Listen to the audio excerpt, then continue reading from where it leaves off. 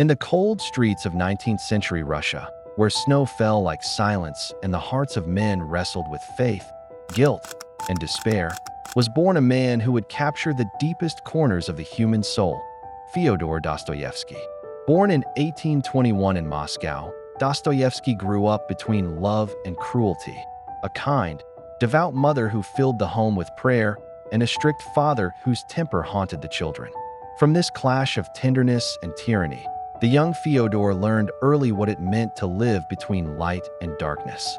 He devoured literature, Pushkin, Byron, Shakespeare, and began to see what others ignored, that every human being is both sinner and saint, that every heart carries a battlefield within it. His first novel, Poor Folk, appeared in 1846 and instantly made him famous. But success did not bring peace. Dostoevsky joined a group of young idealists who dreamed of freedom and justice for Russia. The government called them revolutionaries. In 1849, he was arrested, dragged from his bed, and thrown into a freezing prison cell. Months later, he stood before a firing squad. The guns were raised, his heartbeat echoed in his ears, and then, at the last second, a messenger rode in with a pardon from the Tsar.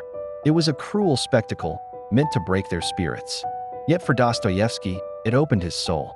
He would later write, "When I looked at that sun for the last time, I realized life is a gift. Every minute could be an eternity of happiness." He was sent instead to 4 years in a Siberian labor camp, a frozen hell where men were chained, beaten, and forgotten. There, among thieves and murderers, Dostoevsky found what no book had ever taught him: the raw truth of human suffering and the flicker of compassion that survives even in despair. When he returned to St. Petersburg, he was no longer the same man. Yet from that darkness, he began to write again.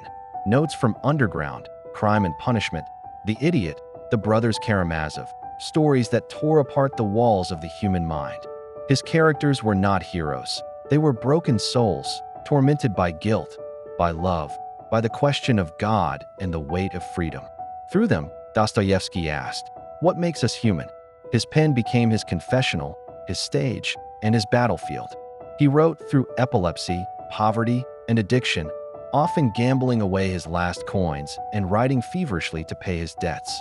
But in his pain, he discovered a truth that still echoes today, that the greatest strength of humanity lies not in perfection, but in forgiveness, compassion, and faith in the face of despair. When Dostoevsky died in 1881, tens of thousands followed his coffin through the streets of St. Petersburg.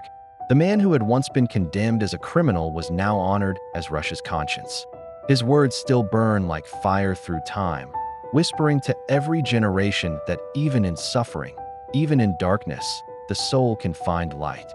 Dostoevsky did not merely tell stories. He taught us how to survive our own hearts.